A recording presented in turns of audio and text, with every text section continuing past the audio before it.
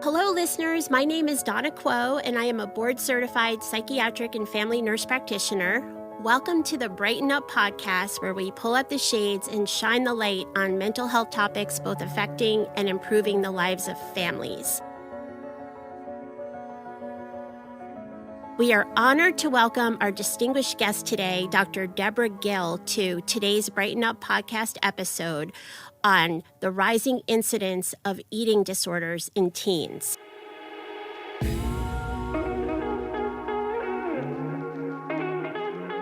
Dr. Debra Gill is a clinical psychologist who has coached clients for nearly 30 years in long-term weight management and healthy behavior.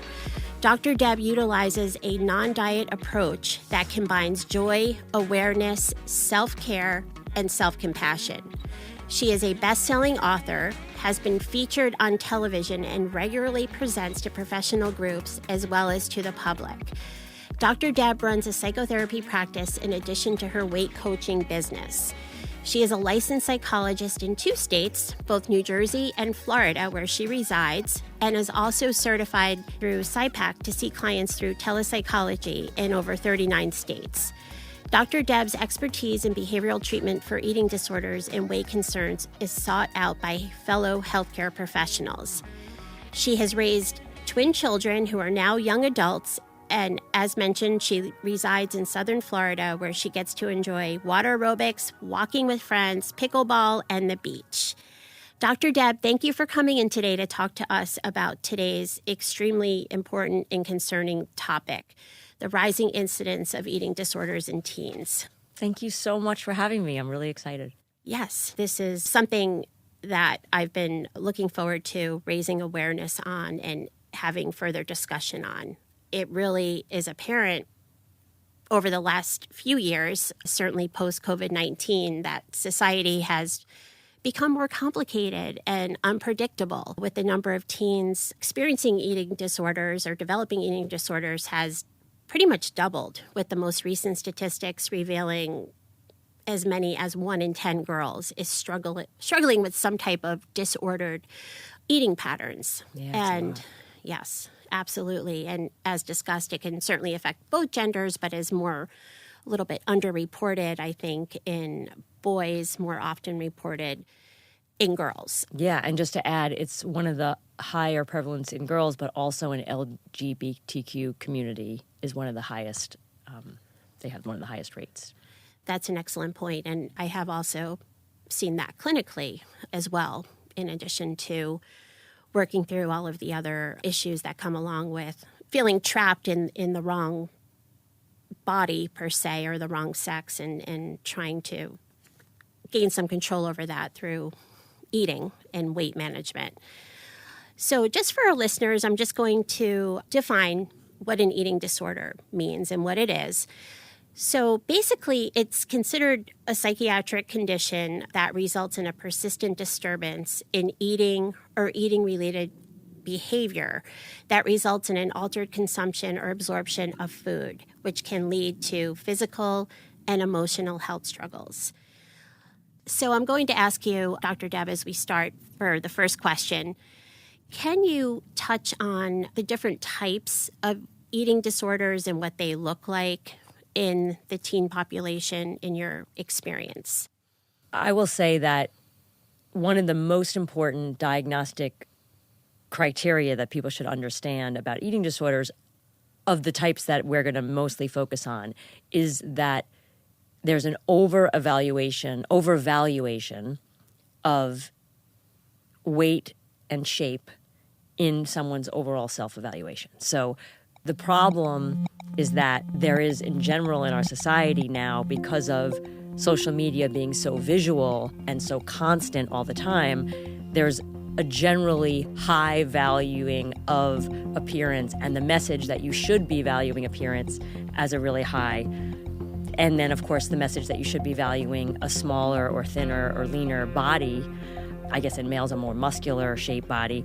And that's a message that's given all the time. So the fact that overvaluation is the number one first diagnostic part of an eating disorder goes along with the rise in social media and media in general being so prevalent and easy to access. So that's the first thing. The types of eating disorders there's 4, but 3 of them fall under that category of the overvaluing of body shape. One of them is anorexia, which many people kind of think of as a classic eating disorder, but actually it's the least prevalent one. So anorexia means not being willing to maintain your healthy body weight. There's a type that you restrict and you don't eat enough, and that's very common. You don't eat enough. And there's also a type that has that same restriction, but also you might have binges and purges. And that prevalent, just to give a sense, if you were to say per year, if you were to look at a high school class, let's say of 600 people, just to give you a sense of numbers, 1 out of those 600 would develop anorexia for the full criteria. There's also something called atypical anorexia, which is anorexia when you don't meet the criteria of being a super low weight. And the reason I'm bringing it up is it's actually more typical that people have the behaviors of restriction and not being willing to eat enough to give you good nutrition, but they haven't lost weight to the point that you see in a stereotypical anorexic, very thin patient. So those people are even more. And sometimes they're not diagnosed or they're not recognized. Their doctors don't say anything about it because their weight, sometimes they started at a higher weight and then they have anorexia down to a quote normal weight or what's in their BMI healthy, but they're not healthy at all because they've dropped 30, 40, whatever pounds. So that's anorexia. The second one is bulimia. Usually the people in bulimia don't get recognized for their weight changes because often they're the same weight on average as peers. And bulimia means that you have repeated episodes of binge eating, which is out of control overeating. So a feeling of just like, basically it's spacing out and just shoving food in your mouth. So it's kind of an overeating that's mindless. And then some compensatory behavior, something you do to get rid of the calories that you've just consumed. Very classically, it's purging, throwing up, like throwing up in the toilet, typical, or sink or bathtub or whatever people do. And another way could be over-exercise, like exercising an hour, 2 hours, whatever, based on what you ate is another way. And then there's some other types of ways that people compensate, which I don't want to talk about too much because I don't like to give people ideas, but there are ways. Sure. And that prevalence is a little higher than anorexia. So that would be if you think of a high school class of 300 people in girls, it would be 1 out of the 300. Okay. And then the biggest category of eating disorders is binge eating disorder. So that's where people overeat in that way I was just describing, in an out of control way, but they don't compensate by purging. And that would be 1 in 100 for girls. Okay, so it's a much more prevalent type, even though it's not talked about very much. It's much more kept in secret. One of the signs can be weight gain, sometimes not, depending on the metabolism of the person and the frequency of the binge eating. But it's usually twice a week to get diagnosed over a period of 3 months. But the binge eating is unpleasant for the person. You have to look at it, and to get the diagnosis of binge eating disorder, you have to feel upset with yourself for doing the eating. I just want to say those are the 3 diagnosable categories, but there are so many people that don't meet those criteria but have a subclinical, we call it, like under the amount to meet the diagnostic, but they're doing very similar behaviors to one of those categories or multiple of those categories that I just described. And I see many people like that. So maybe they don't have a full binge where they're fully out of control, but they're really overeating to the point of discomfort. That might be an example. They're not binging, and then they might purge, but they don't purge every time. Or they don't purge quite the number of times that would meet the criteria. So there's so many people of that type. There is another category I'll just mention quickly, which is sort of it's sort of referred to as like a pickiness. It's kind of a restrictive eating disorder where there's only a limited categories of food that the kid will eat, and usually they're not growing. So as a doctor, you might see someone like that who's only eating, bread and macaroni and cheese, and that's it, or something like that. Or maybe they just eat macaroni and they won't even eat the cheese, whatever. And that's a whole separate thing. And that category does not have the hyper-focus on weight and body shape. And it sounds like, as you mentioned, I mean, it would be very easy to overlap or sit with one diagnosis and then binge eat without purging and shift, Yes. from one. It's very common, actually, for people to start out with anorexia, and then when they get recovered and they start eating again, because they've never really learned they're not really recovered, they're just weight restored, and they've never really learned a good relationship with food, which is what I try to teach in my work with people.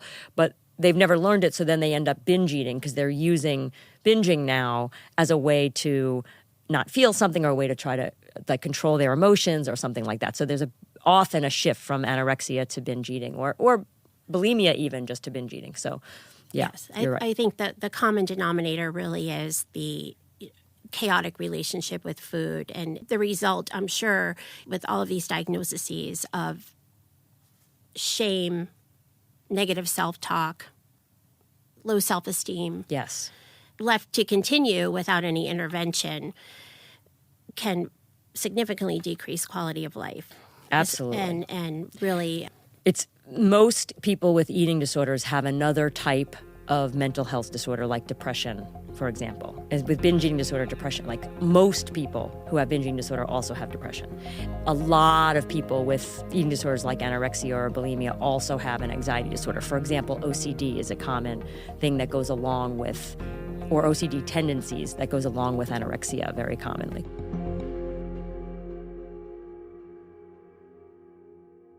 so what do you think has been in our society specifically? You touched on the social media and really how we put so much emphasis and value on outward appearance.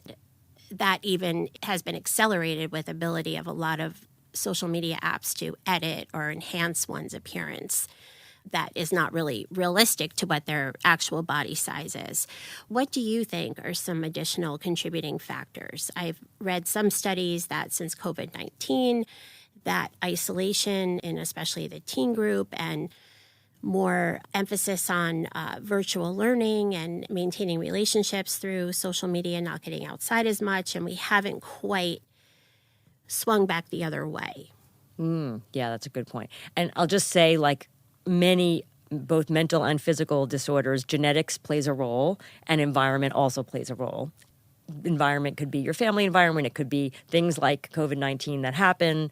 It could be things that are happening like just in your, in your general neighborhood. It could be things like we talked about, like the confusion about your sexual orientation or your gender orientation, whatever.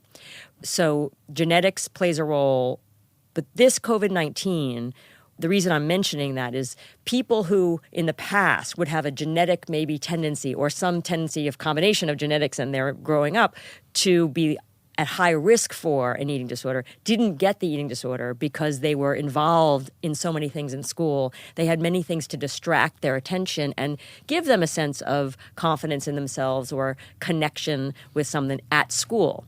And many of the kids that would have been prevented from getting an eating disorder ended up not only not having distracting things so that they're only focusing on the thoughts in their head, which sometimes are negative, because there's the self-esteem issues that we're talking about, and there's that natural correlation with anxiety, but also the messages that they got from social media. Oh, you should use this time in quarantine to improve your body shape or your diet or something. And oftentimes these disorders don't start out as someone saying, I'm going to develop an extreme way of eating. It starts out as like, oh, I think I'm going to be healthier. Let me just stop eating baked goods. And then that something clicks in the person's mind, and then they get a bit obsessed about that. And then they start feeling guilty when they eat baked goods, but then it expands to like anything that has sugar in it, and then expands to anything that maybe has carbohydrates in it, or whatever thing that they happen to glom onto. There's a bit of superstition involved in OCD and anorexia, so there's that. The other part, on the other side of things, is people who are left at home with nothing to do to distract themselves, but they use food instead of avoidance of food. They use food to deal with everything. So they have access to the kitchen. They have maybe not as much supervision from parents. Even if the parents are home, they might be working from home.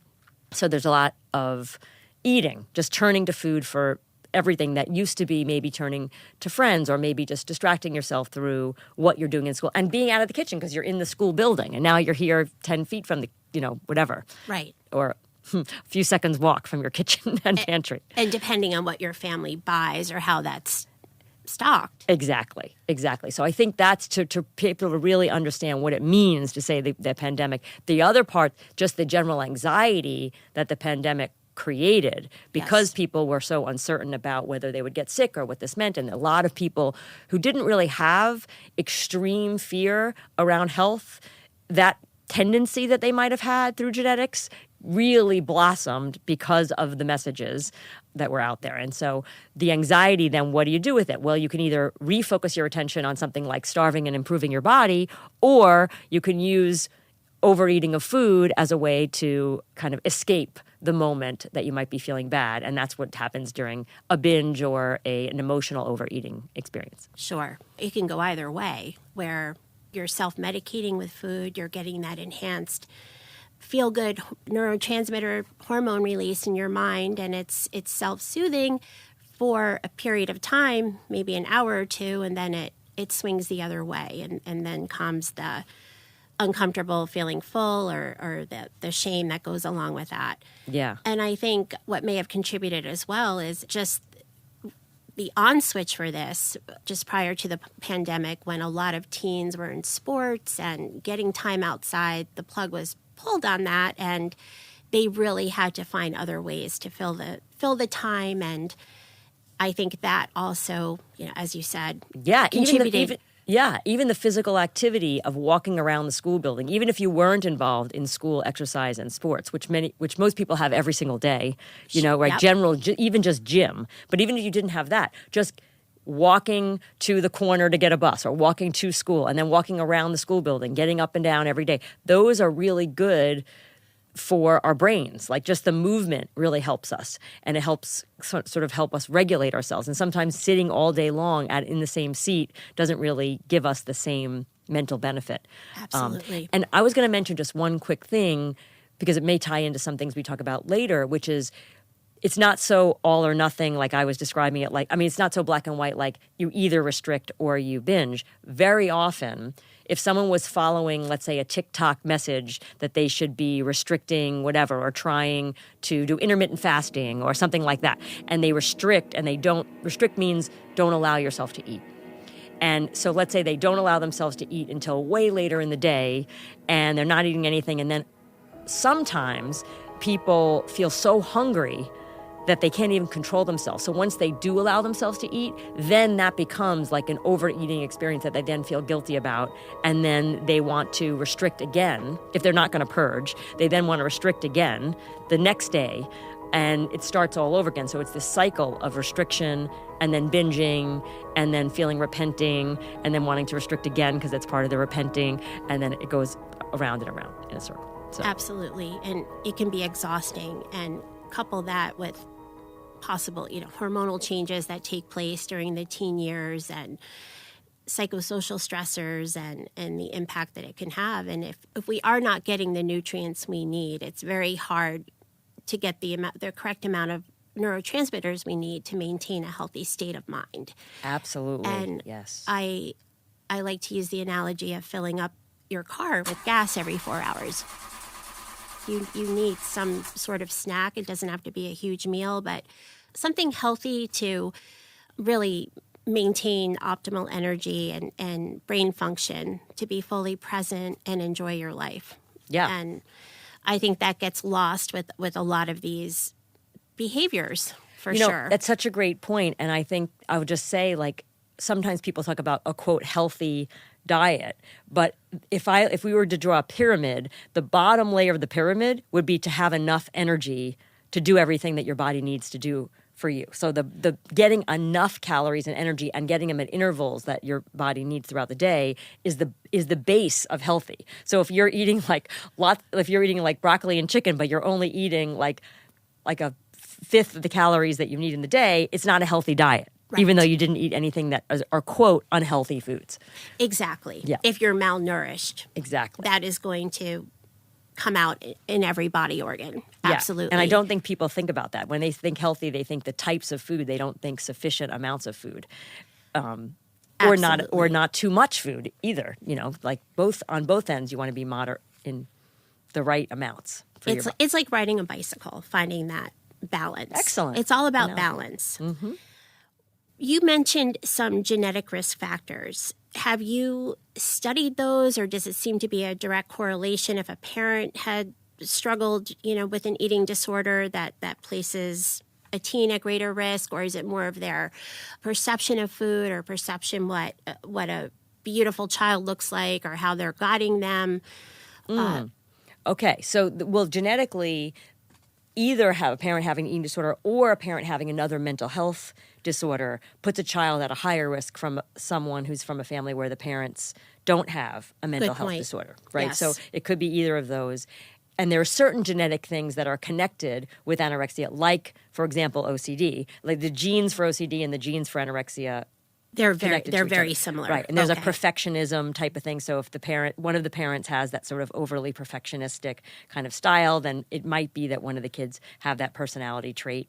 Makes sense. Have to control the environment and the outcome. Yeah, but you're also talking about the family environment, yes, as you're saying. And yes, I do think the family environment makes a difference. In a susceptible kid, the way that food and bodies are talked about in the house, it doesn't have to be directly to the kid, but if the parents are referring to their own bodies in a way that's judgmental, or if they're referring to bodies that you see on media and commenting about that person's body being overweight or having lost weight or whatever it is, whether it's a positive or a negative, the fact that judging the body is said out loud on a regular basis as if that's an important criteria for being an okay human, that creates problems because that raises the importance of body shape and weight in a child's mind. Right. So there are some people who are from families where weight and shape is just not a topic of conversation, and there are some people from families where it's a very frequent topic of conversation, and there probably is a different prevalence depending on that. Depending on what that family system values, and Exactly. and ideally, I think healthy, middle of the road, where you're active, would be ideal without looking at numbers or measurements. Yeah. How do you feel? What exercise are you getting? What food groups have we incorporated today? Right, talking about self-care. Self-care, yes. As opposed to judging or specifically how you look or how people look, right.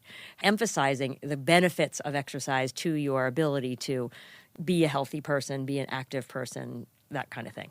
The benefits of regular eating. Sure. Kind of thing. Like Yeah. optimal joint function, not abating pain, that sort of thing, just having the energy through the day. Absolutely. And I think you made a good point that one of the risk factors is a parent or parents or difficult home situation where maybe that parent isn't plugged in and able to really have conversations surrounding food, or can just afford the bare minimum of whatever's available and not really put much thought or have really the bandwidth to talk with kids about food. And then, I can see how that can definitely contribute as well. Yeah, and I'd really like to say something to all the parents listening out there that, especially with girls or people who are very sensitive about their body shape, in our culture, girls have more pressure about their bodies. But I was going to say, as a parent, it actually is quite a difficult tightrope to walk because there are some genuine negatives about carrying around excess body fat medically, and also it sucks that our society also has a bias against that. So those are problems you don't want your kid to have. Right. And it also sucks we have this fake comparison of what girls think when their peers are airbrushing or editing themselves. Yes, and even real pictures that are not edited, there are some people that just happen to look like the ideal that's put out, and all of us have been brainwashed to like better this particular ideal. I mean, not 100%, but usually people have seen certain images on every commercial and movie and who the movie stars are, et cetera, who the TV stars are. Those images are burned into us. It's hard for us not to see that ideal shape as better. So what we want to do is keep it on the realm of aesthetics, like, oh, I like that better. It matches with the ideal that I've had, and it's disappointing that my body doesn't match that. If you could keep it at that level of just disappointment and not about self-worth, that would be great.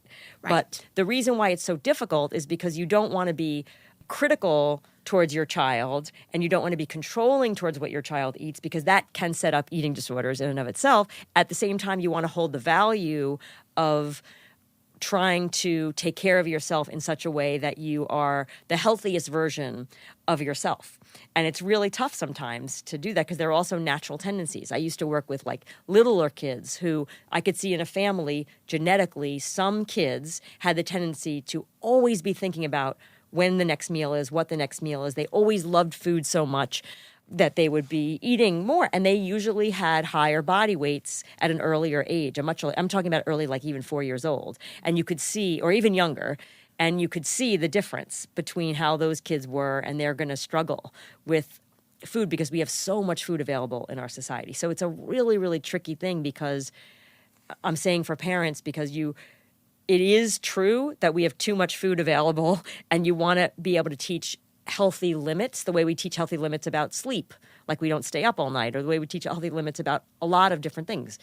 It's hard. You have to do it in such a way that is thoughtful so that you're teaching it as a health thing and not as like, okay, that's too much food, that then shames somebody. Right. And the shaming part is what parents have to really try hard to avoid. So it's not the easiest thing to parent around these issues. Oh, absolutely. It's a fine line. Yeah. You don't want them to be restrictive or have a negative self-image that can snowball into serious complications down the road. Right. When I personally compliment teenagers, I will find something to say like, wow, you've got a great smile, or that was great that you volunteered at that event, or you did great in that game, and really try to steer away from, oh, you're gorgeous, or wow, have you lost weight? Or I think we're all kind of like an 8-piece pie, and I think your outward appearance and how you look is maybe one piece of that pie, that there's so many different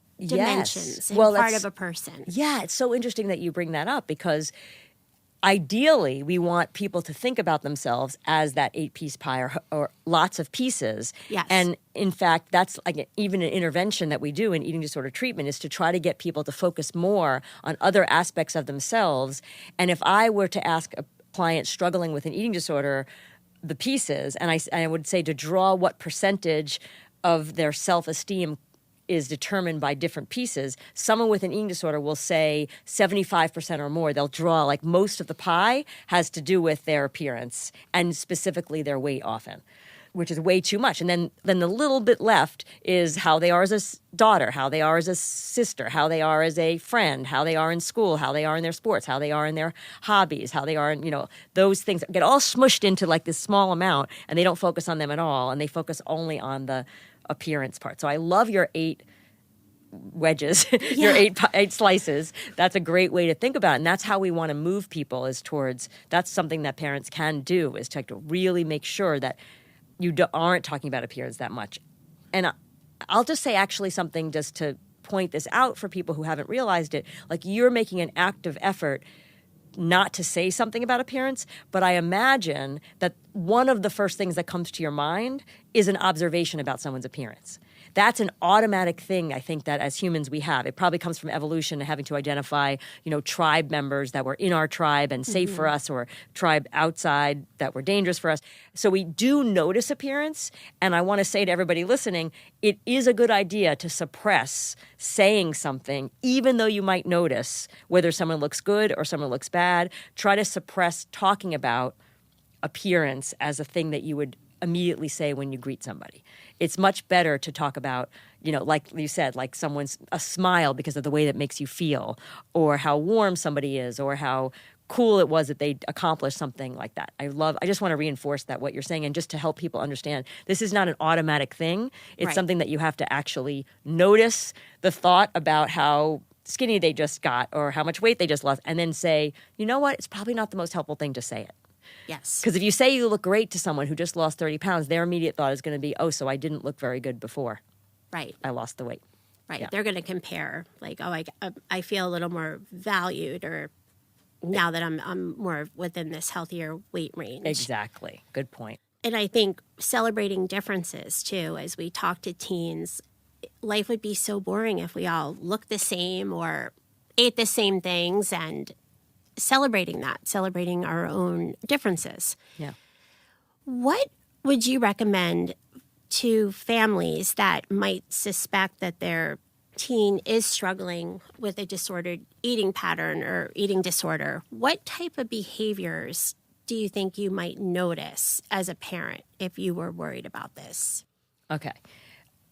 Well, I think one classic thing is a kid is often saying, I'm not that hungry, or eating much less, or moving the food around on their plate and not eating it.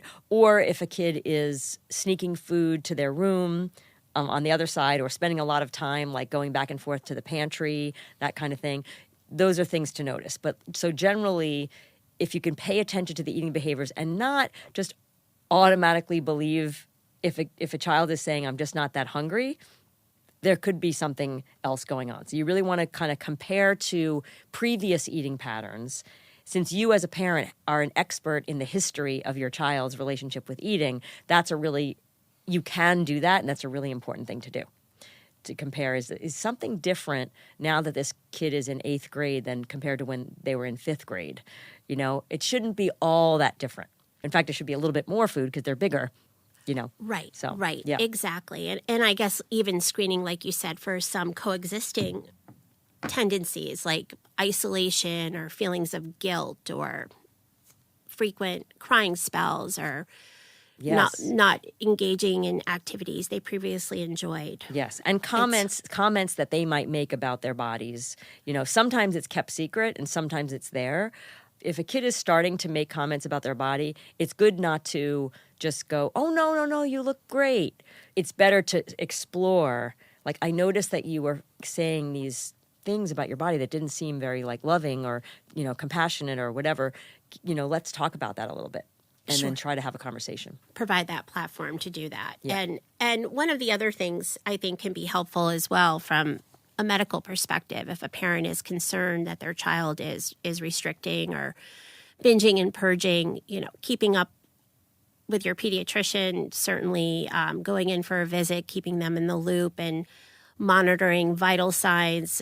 If a kid is dehydrated or anybody, their heart rate will be up, taking a look at their electrolyte levels and vitamin levels, as well as even bone density. As we know, chronic restriction or not getting the nutrients that we need can certainly decrease bone health and increase the risk of fractures. So really important stuff to avoid serious complications that can affect pretty much every organ in the human body and even result in death in the worst cases. And just to tie in for people the conversation that you and I had a little bit earlier, that if your child is saying, I just want to start eating healthier, a lot of parents would feel like, oh, that's great. But then it's really important for you as a parent to remind your child that part of eating healthy is getting enough nutrients. Yes. Right? Yes, absolutely. And not too much, both sides. But yes, that if someone's saying, I just want to eat healthier, and they're going to the store and they're only eating certain kinds of foods, and they used to be someone who liked ice cream, and now they're always saying no to ice cream, that's kind of a red flag. Right. That all or nothing mentality. I've cut this food group out and yes. And so you want to be the one to remind and say, like, having enough food is part of a healthy diet. Absolutely. Yeah. And as far as things like sweets and things like that, I my life philosophy is I strive for the 80-20 rule. 80% of the time, of course, getting the correct amount of calories or the correct amount of exercise or reading enough or corresponding with friends and family, whatever it is. And then that 20% of kind of more freelancing, unpredictable behavior that you just go with it. Yeah, things that are pleasurable in the moment and aren't about building your long-term, health or absolutely. Yeah, I agree. Absolutely.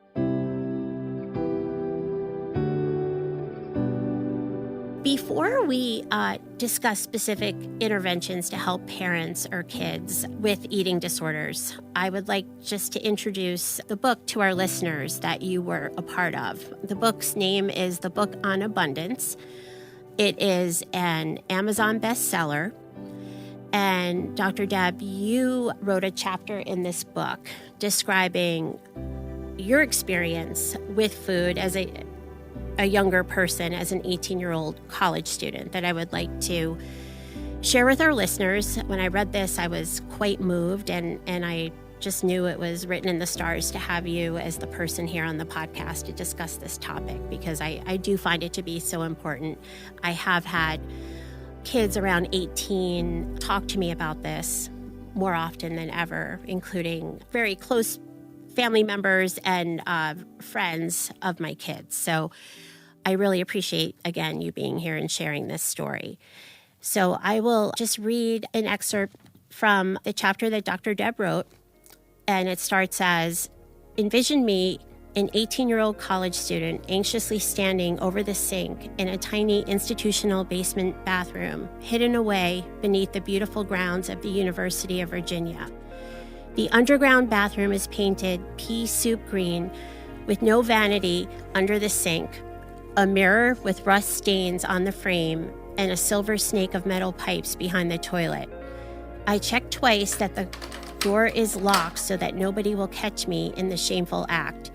I reach into my backpack and take out the napkin-wrapped stack of 5 oversized chocolate chip cookies that I had stealthily taken from the student cafeteria. One at a time, at first slowly, and then with increased speed and intensity, I eat the delicious but dangerous desserts until all of them are gone in less than 5 minutes. I can't keep these in me. I need to do something to avoid gaining weight. I must first drink a quart of water, which I use my cupped hands from the old sink until my belly is painfully full. I must drink enough to dilute the cookies so they will come up more easily. I glance at the mirror with sadness before putting up the toilet seat, bending over in front of it, sticking my finger down my throat and purging 3 or 4 times to get up as much of the sinful food as I can. I look in the mirror at my face, now with remnants of sick cookies. I wash both the inside and outside of my mouth with soapy water from the institutional bar of soap on the sink. I leave feeling worried about the consequences to my teeth and my throat, and at the same time, relief that I won't gain weight from this episode of shameful indulgence in forbidden food. When eating is accompanied by shame, there is no feeling of abundance.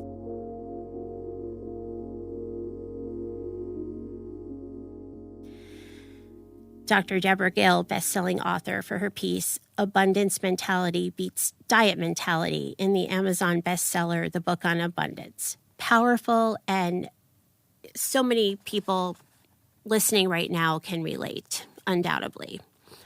So I'm going to ask you to please, as you're involved with this work now as a distinguished psychologist, to please tell us a little bit more about your personal story in regard to where you were, what prompted that change for you to pivot, and what you would tell that 18-year-old girl at the University of Virginia.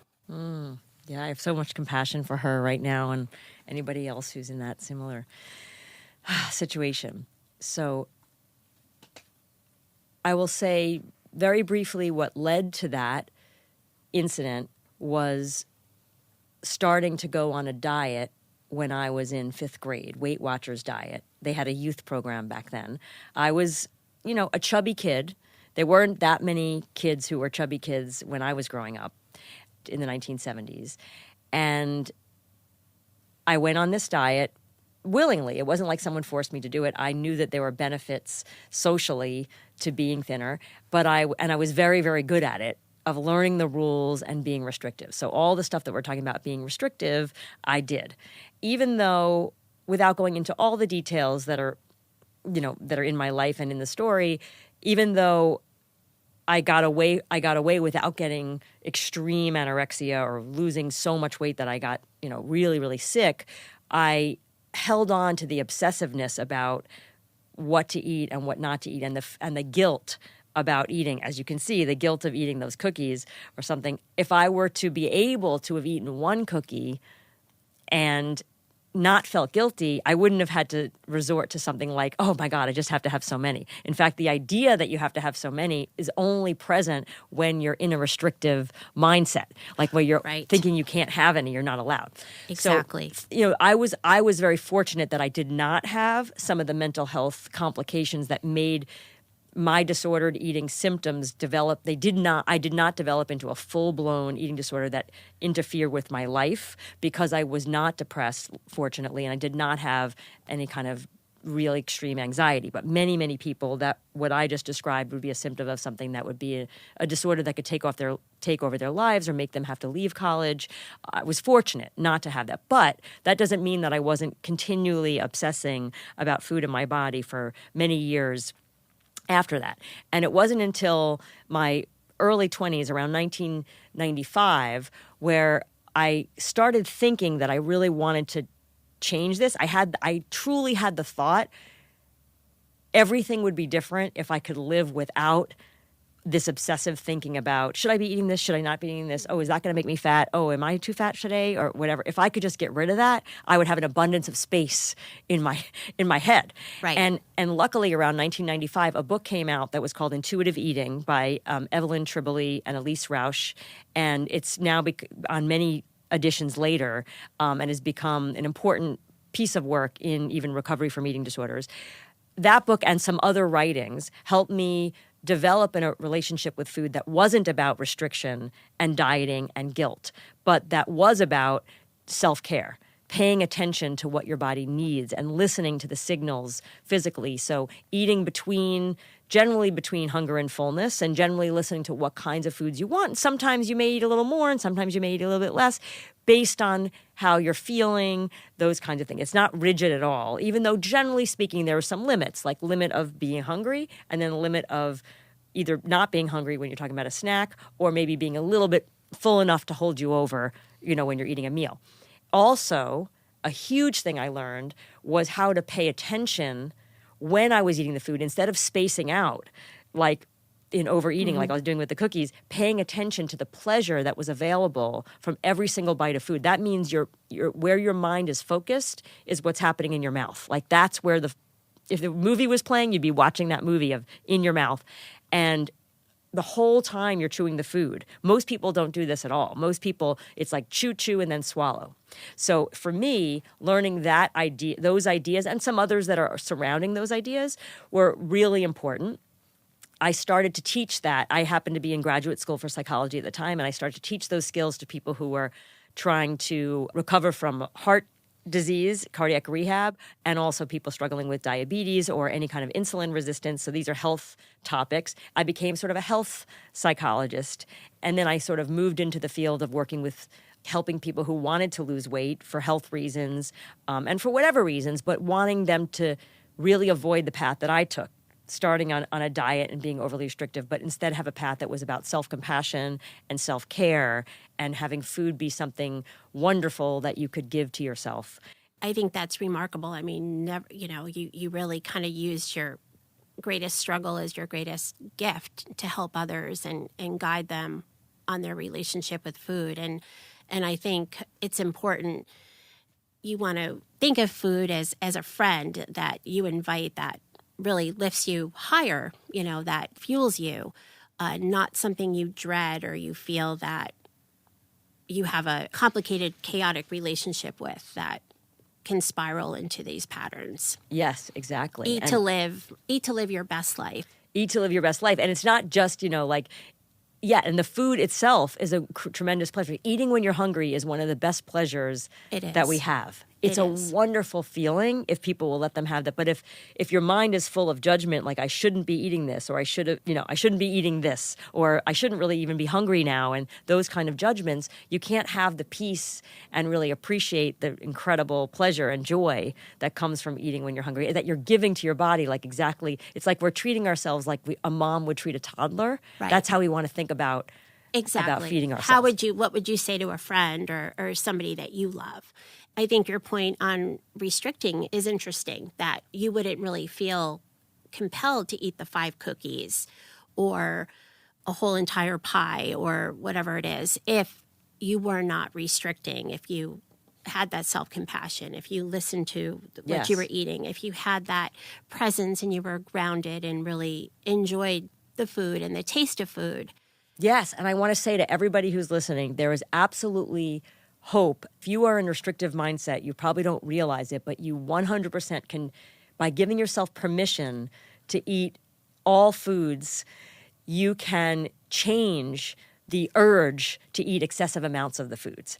And I can say that as an example, there are boxes of bags of certain foods that have been in my house for months and months that in the days of when I was restricting, that would have been a food that I might have wanted to overeat or binge or something like that. But now they just sit there because whenever I'm kind of in the mood for something sweet, then I can go get one or two, whatever I happen to be hungry for enough, like, oh, no, that's enough. I'm not like hungry anymore. So like, that's it.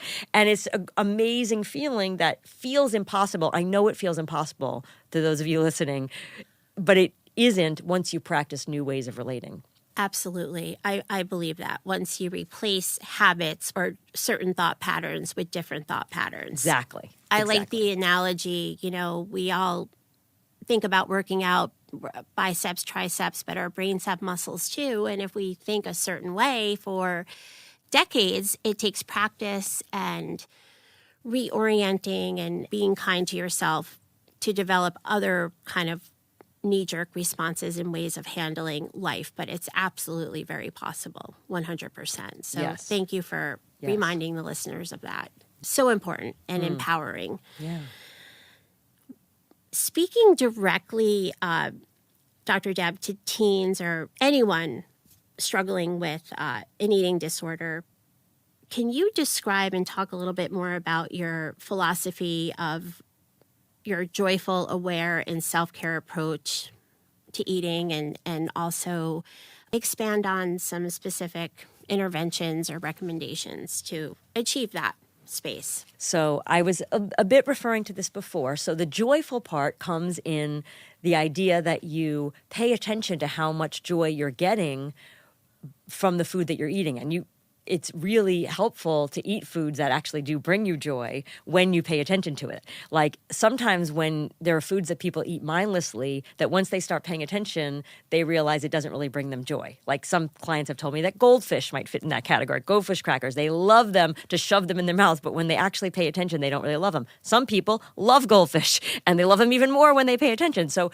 you have to know for yourself what foods bring you joy, and then paying attention will give you more joy. So the joy is both in choosing foods and also in the pleasure, as we said before, of eating when your body is hungry, because that's a built-in pleasure. We are all wired to have joy. And if you don't feel joy when you're eating, when you're hungry, that sometimes happens when you have an eating disorder, because you have gotten so much guilt, or your body is using painkillers that make you feel like a kind of a pleasurable feeling, and then when you eat, that your pleasure actually goes down. So if you're in that situation, that means you've been starving yourself probably too much. So just as a side thing, if you don't feel joy when eating, that's probably a sign that you already have not been eating enough.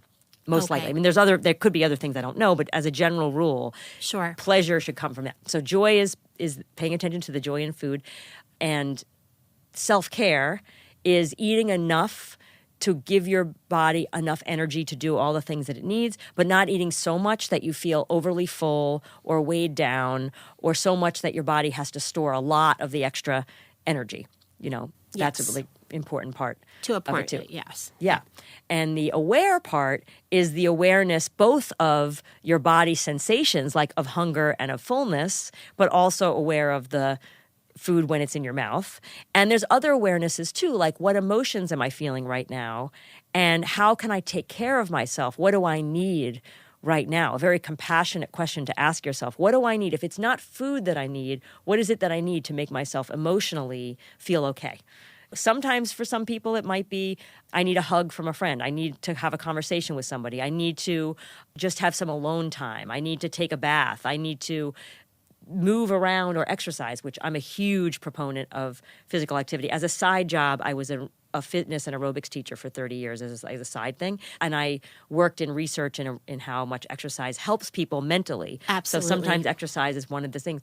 As long as it's not like so over exercise and becoming another addiction, exercise is a wonderful All it takes is a 30-minute walk. You don't need an expensive gym membership. Just 30 minutes every day of the week of walking can have profound benefits. Yeah, and I guess I'll say, and this is something that, if someone were meeting with me, another part of the joyful, aware self-care has to do with how do you deal with those moments when you do feel an urge and you're aware, oh, I have an urge to eat this, or I have an urge to say no to eating, to not restrict. And how do you deal with those things? And that's a big part of the work that you do. So there's those moments.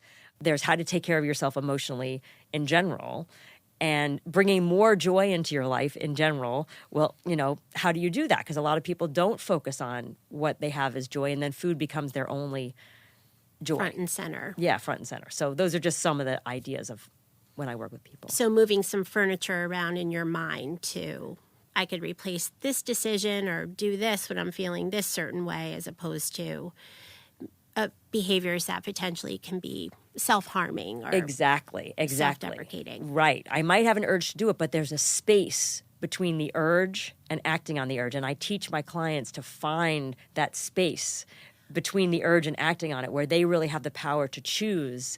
Those choices are what allow them to create a life that they really value. Each of those choices that we make when we have urges to do things, is it good to give into this urge in that specific way, or maybe I should modify what I do based on what's going to be my longer-term best interest? Right. And usually those intense urges, I mean, they're transient. They come and go, and we all do have that ability to create that space to act a little bit differently or replace a decision that might not be the best one with something more positive. Yes, and I'll say that this is where people might have heard of the concept of mindfulness, and I'm using the word awareness, but it's similar. Mm-hmm. Mindfulness actually is a bridge to being connected with being able to make decisions that are in your best interest. Yes. So if you can be mindful of your emotions, mindful of your feet on the floor and how you're grounded by gravity and you can feel that, and mindful of, are you cold? Are you, too hot? Are you excited? Are you fearful? Or whatever it is, being mindful of so many things can help you make better decisions and also bring you to a space where you're making a decision from your best self or your wise self. You can't change what you don't acknowledge. Exactly. You can't change what you don't acknowledge, and you can get into a wise state of mind simply by using that observing part of your mind. Absolutely. Which is really cool. Absolutely. I think the work that you do is so important. I'd like you to share with our listeners how they could get a hold of you if they wanted to work with you, and also, if you don't mind, if teen or family member were to come across a loved one struggling with an eating disorder, maybe provide us 3 resources you might recommend that they could initiate getting some help for that family member. If you have a family member struggling or that you think is struggling, there are free assessments and evaluations that are usually done in programs. Like an example of one in New Jersey that's in the country is like a Center for Discovery is an example of a place that I refer to often, or the Eating Recovery Center in Denver, or Montanito is another one. And I don't mean to signal out only those are high quality national places. You can call an eating disorder treatment center, and those 3 I mentioned are high quality, and then say, can I do an assessment to see what level my kid is at, and do they warrant a program like yours, which could be like a 3-time-a-week program, a 5-time-a-week program, or they might say, you know what, maybe an outpatient therapist might be all you need if you can since we're catching this early and the behaviors aren't so severe, you might call someone like a Dr. Gill or Dr. Deb, whatever, whoever it might be in your area that you could speak to. And so, that would probably be one of the better ways. You could also look on Psychology Today in your area, and Psychology Today it just happens to be one of the top places where psychologists market their resources. And if you put in that you're looking for someone who treats eating disorders, and then maybe you could put in what kind of insurance you take, or some clinicians are only out-of-network insurance, some clinicians take insurance, so you might want to find that depending on whether you need that.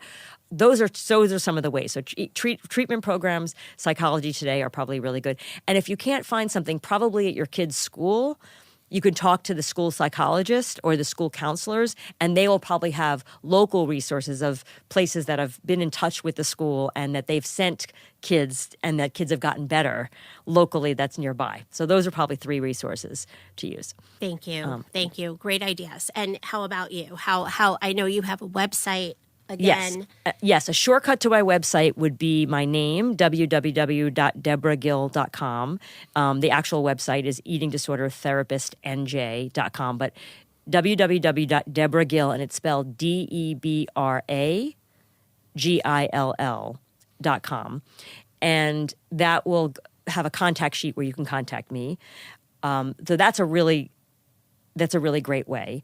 Yes, no, I think that's great. And I think you're such a wealth of knowledge and inspiration, guiding light. And the fact that you're licensed in 39 states is pretty remarkable as well. Yeah. Because we do have listeners from all over the country. And I think the key is really as much early intervention, prevention first. Yes. Through not making judgments and comments all the time about body image, through paying attention to if there are changes that you notice in a kid's eating, through trying yourself. If you notice that you've always had issues about weight and body, to really try to get help for yourself as a parent.